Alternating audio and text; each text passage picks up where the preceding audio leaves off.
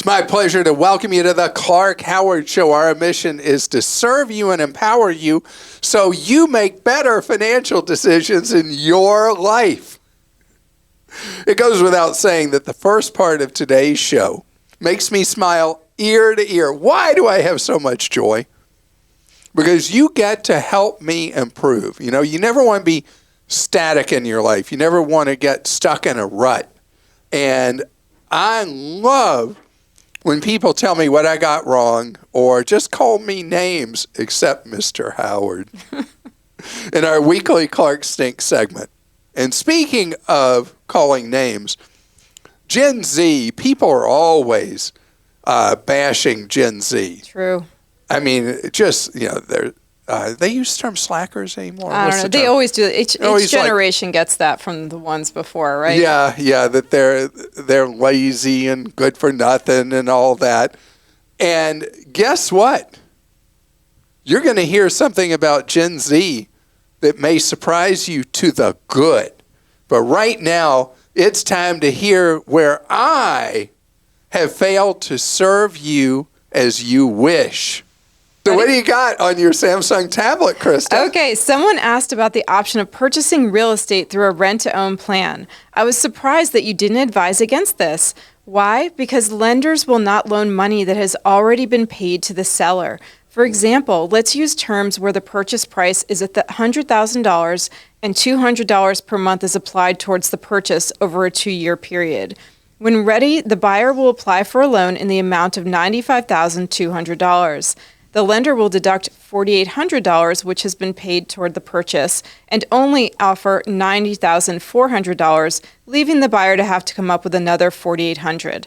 The better option is for the tenant or buyer to simply put $200 in savings each month and then use the $4,800 as a down payment, and that's from Joy. Joy, okay, that is very good advice.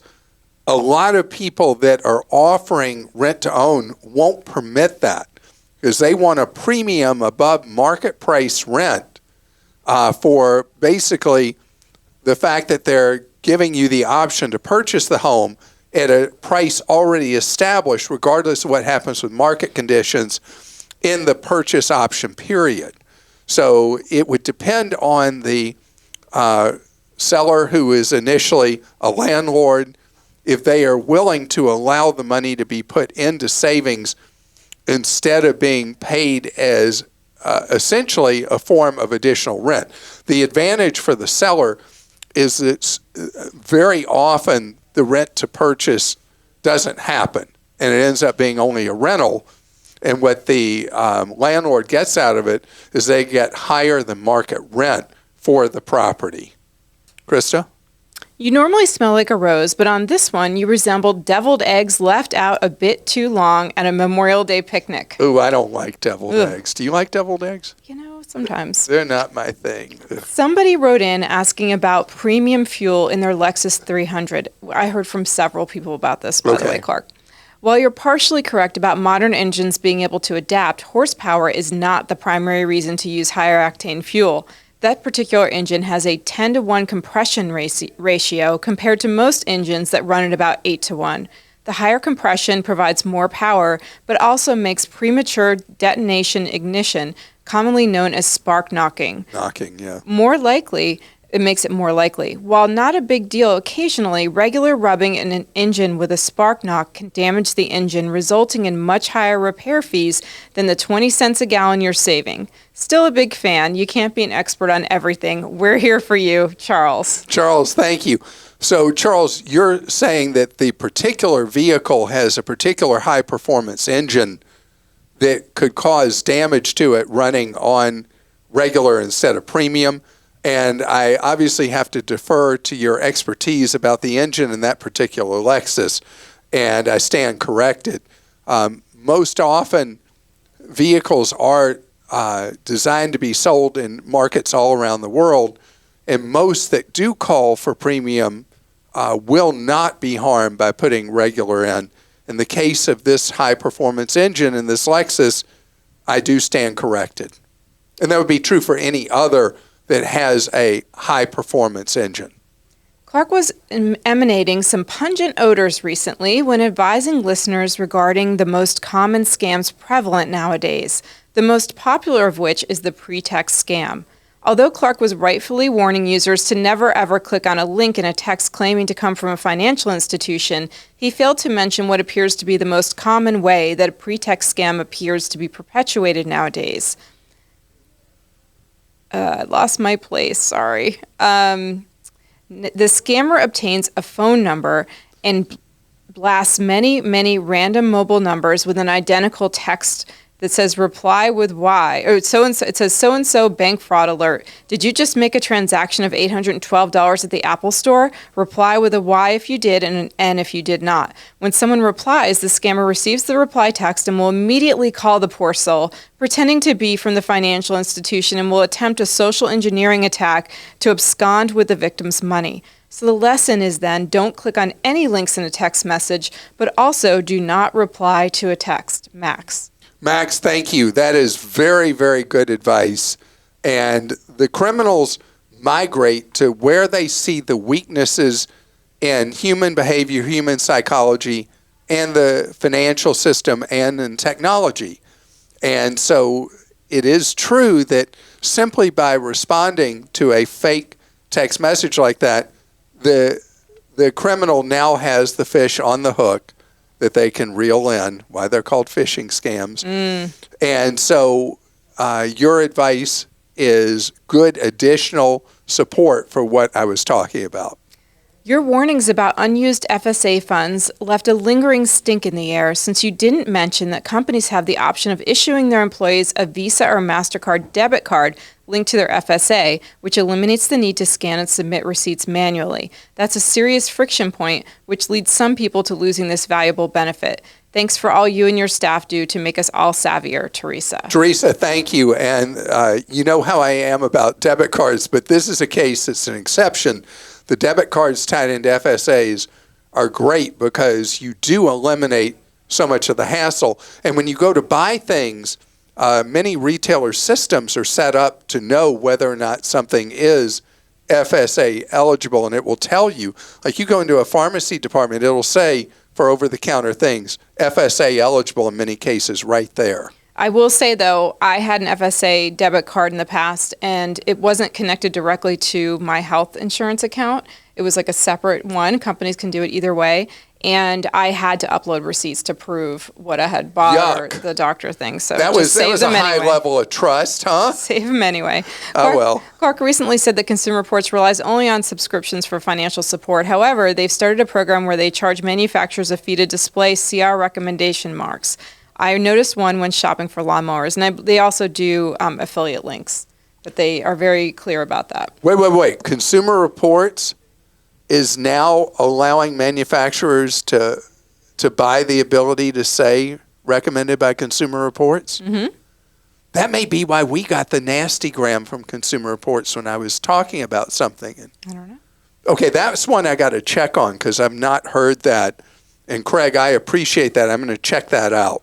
I love you, Clark, but unfortunately, you and your team do not save me money. I receive your daily Clark Deals emails, and I immediately start shopping these deals, spending way too much money on items that I often do not need or would never have known about if I did not love your show so much. Lynn, okay, so we make it really easy to unsubscribe, and if all those wonderful deals on Clark Deals are taking your wallet to the dark side, just unsubscribe and you won't know about those deals and you won't be tempted to waste your money. This is not a Clark stink so much as a Clark miss. You talked about sending money via Venmo or Cash App. I would also add that if both parties are iPhone users, ApplePay works great. I send money to my daughter for my grandkids or supporting school activities via ApplePay. It is so much more secure than the others, Dean. That is a great suggestion. You can also do that potentially with GPay, and that they are more secure platforms than using Cash App, Venmo, or Big Bad Zelle. You recently told a listener that they could deduct the software they are using as a volunteer and that they could also deduct charitable mileage. You are technically correct, correct, of course, but that these things are tax deductible. But since the IRS raised the standard deduction, only about 10% of people itemize their deductions. I cringe at the thought of people painstakingly keeping track of their expenses, especially tediously tracking mileage, only to learn at tax time that they will be taking the standard deduction. Stuart, thank you. Yeah, the standard deduction has gone up so much over the years that the percent of people itemizing has become very tiny. I don't know the exact percent, but a very small percent of people itemize. So those are deductions that can go away. You don't get the benefit of them. Clark, you stink because you have too many fun ideas. I loved your idea shared on the podcast about forms we will fill out at the doctor's office. The idea, in case you've forgotten it, is to sign the name of your favorite musician or president on the patient consent forms. A long while ago, Clark said if we do not to include our social security number on the forms, and the doctors have us fill out because the doctor uses it for skip tracing if we don't pay our bills. Well, the front desk always found the blank upset when I wouldn't fill it out.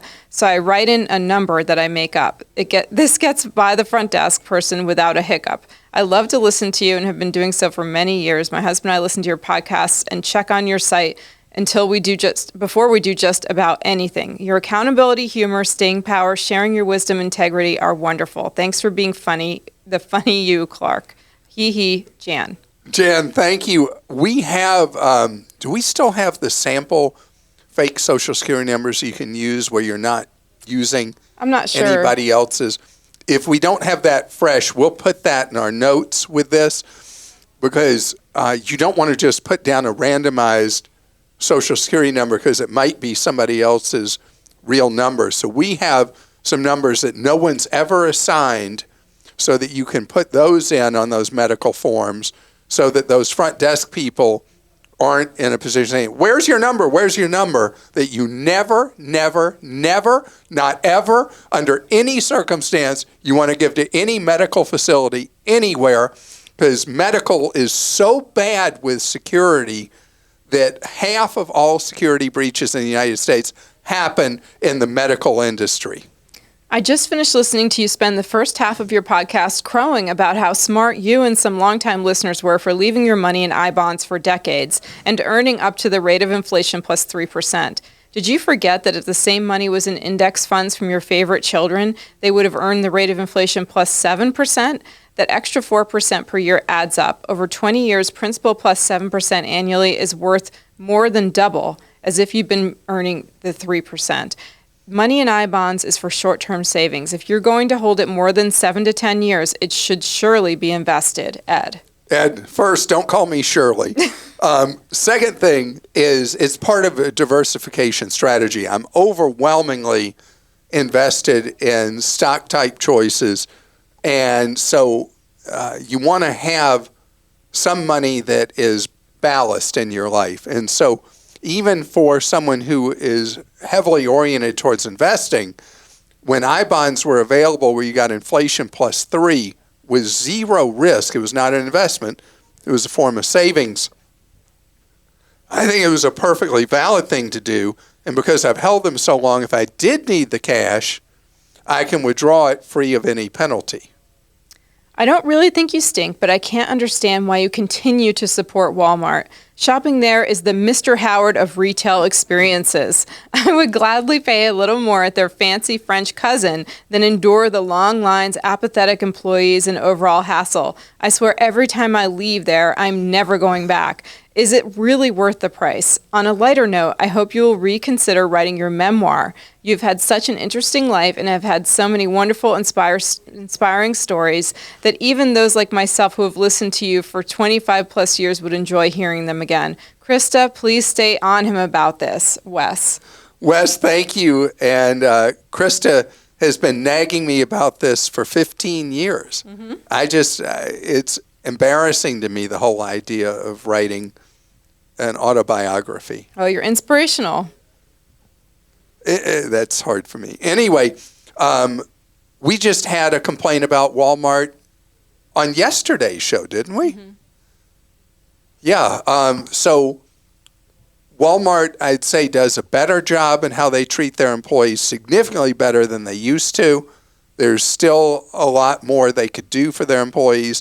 And I believe that companies do better, that I've always believed the companies that romance their workers, which doesn't mean anything inappropriate, I mean that really treats their workers well with kindness, those workers end up being great representatives of the company. If people don't feel that the company truly values them, then that's going to show in how they represent that company. So I'm a big believer in treating your employees like family and mean it. A good family, not a dysfunctional family. And so Walmart the phrase came up decades ago that Walmart is the greatest anti-poverty program we've ever had in the United States, because they created the era of much lower prices for food and goods than we had ever had in the country, and they changed the shape of retail in the United States. And so, but no organization is perfect, and Walmart's got work to do in this area. So I don't know what to say, because I'm not Mr. Walmart, but I see both sides of this, that what you said, the shopping experience could be better. The employees obviously could feel more invested in it. And at the same time, they do offer incredibly good prices on most of what they sell. Coming up ahead, there's a real shocker. New data shows that this generation coming up now, Gen Z, are the best savers we have ever had in any prior generation. It's true. I got the stats to prove it. Okay, this is something, people, as they get older, they always talk trash about the emerging generation coming up. They don't care about work, and they always complain about everything and blah, blah, blah. How many times have generations said that, not just in the United States, but probably throughout history? You could probably find something going back 1,000 years where people were talking trash about the generation coming up. And Gen Z, for some reason, really takes it on the chin. And Christa, what exactly is the age of Gen Z? I don't know. I'll have Will to you look that up? Yeah. I don't know the exact parameters of what Gen Z is, but you got to hear this. Gen Z, according to a new Vanguard study, looking at employees 18 to 24, which is obviously within the encompassing years of Gen Z, that they save for retirement at more than twice the rate of what prior generations did. More than twice the rate.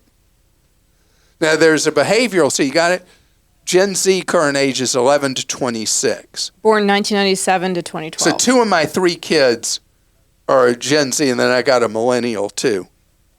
So they're supposed to be just absolute, we used to use the term slackers. Uh-huh. My Gen Z daughter works 3 jobs to try to pay bills. That doesn't sound like a slacker to me. No, she is no slacker. And our son shows great work ethic as a teenager. But anyway, I know this thing shows that people have this thing about each generation. And I hear it from people. That's how you know you're old like I am, is people are talking about, there's kids today, yeah. No, there are different factors that affect every generation. But there's a behavioral finance reason why this generation is saving at more than twice the rate as young people of any prior generation. And it's not because they are fantastic. It's because of a change in the law was fantastic that allowed for auto-enrollment of people at work into retirement plans. The percent of people who participate goes through the roof. And now, a majority of employers have automatic enrollment. New employee comes, we have it at our company. A new employee comes to work for one of my corporate entities, and we automatically enroll them in our 401k. And we automatically match the first 6% dollar for dollar, right? And so we have 100% participation, because it would be like taking a 6% pay cut if they didn't participate. And fortunately, overwhelmingly, they put in more than 6%. But they're working in our financial world here. They're going to be of a mindset that they're into it. But what about other people? Well, because the automatic enrollment places that do, 90% of people 18 to 24 are participating in retirement plans. And this is why I've been so much an advocate for decades of having retirement plans be, this sounds impossible for somebody who has libertarian leanings like me, but I've always been about mandatory retirement savings, that people be required to save for retirement, because otherwise, where do they want the money to come from? They want it to come from government, right? And what's government money? Yeah, it's our money, right? But every country in the world has this same thing, that if people aren't required to save, they're then like, well, somebody's got to pay for me. I mean, where's it going to come from? It's going to come from government. So Social Security is not enough to provide for a comfortable retirement. And sadly, a lot of people on Social Security, it's all the money they have. That's all they have every month. So this idea of, if you're an employer and you don't have mandatory enrollment in retirement accounts, no, you're really hurting your workers. You're really hurting them. And you'll lower the cost of providing a plan as you have more people participating. But think about that. 90% of people 18 to 24 participate in a plan where you have mandatory enrollment. Why? Because it's already happening. And from the get-go, you're used to, this is what your net check is. And money's there building up in a retirement account. And you're building up a lifetime habit of saving for the future. That's why you always hear me talk about build habits, build habits, build habits. You know, we want to get more physically fit. We have to have a habit. And, you know, we have to have a routine of regular exercise. And when you look at money, you have to have money habits that make you physically fit, which is why I talk about contributing to a Roth IRA automatically. Set it on automatic pilot and contribute every month. Now, it's great. We got so many people contributing to retirement accounts because it just happens automatically. You don't have to. You can then go and say, hey, I don't want this good deal from you. Stop taking this money out of my check. And almost nobody does that. Almost nobody does it, because it is such a great thing for you, for your long term, for the ability to create financial independence. You start saving as a teenager or a 20-something, your glide path is so much easier and so different than people that are older. And congratulations that you are the greatest saving generation ever. Okay, we'll start with this from Brian in Florida. My wife and I are in our late 40s and have always been max savers. We have reached the point where 4% of our net assets exceeds our annual pay from our jobs, net of what we currently contribute to retirement accounts. So I feel that we're at the point we could both quit our jobs if we wanted to, but we generally like what we do and will probably keep working. We each have $600,000 level term policies that we each pay $60 a month for, and I have a long-term disability policy with a $3,000 monthly benefit that I'm paying $600 a year for, and the cost increases with age. Do you approve of us canceling these policies to put this money back in our lives since we no longer need them for replacement of income? And do you approve of us gradually phasing out our retirement contributions so our pay net of contributions keeps pace with the 4% of net assets so we can start living a little? So I don't want you to sacrifice all. You're obviously, as you said, max savers, a term I love too, that you have been so careful with money and done so much to save for your future. There's such a thing, like there's a financial writer named Alan Roth, who's a brilliant writer, and he wrote a column recently about people who will not spend money and enjoy things. They deprive, and they got plenty of money at that point because they've always done that. So in your case, live a little, just as you said. I would keep the level term insurance policy because you probably had it for a while, and the more you get into it, the better the premiums work for you. It's $720 a year for that. The disability policy, if you're so financially set, you can let go with that. But I would designate if you have charitable organizations that mean a lot to you, you could have that level term policy go to that. If it's a situation where you want the survivor to just really live a lot when you're gone and have that money to go travel the world or do whatever they want to do, you could keep the level term in place. But the disability insurance, you've stated good reasons why even in your late 40s, the disability insurance is no longer essential in your life. And so you could take that money, the $600 a year, and go do something fun with it. I mean, you want to make sure, I always talk about, somebody gets, wins a lottery or wins or gets money from a sad event like an inheritance, that you invest 90% and you use 10% as frivolously as you want. So you have that safety valve. You do something fun with it, but most of the money is put aside for long-term security. Y'all are so set financially, you're good.